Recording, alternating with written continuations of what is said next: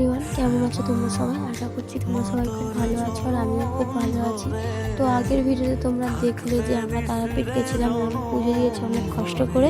আমরা হোটেলে গিয়ে ড্রেস চেঞ্জ করে তারাপীঠ মন্দিরের মহাপ্রসাদ খেতে আসলাম এবং এখানে খিচুড়ি ভোগ প্রসাদ দেওয়া হচ্ছিল ও অন্যদিকে মাছ ইত্যাদি দেওয়া হচ্ছিল এবং আমরা যেখানে বসেছিলাম তো সেখানে খিচুড়ি এবং ফুলকপি আলু একটা সবজি দেওয়া হচ্ছিল।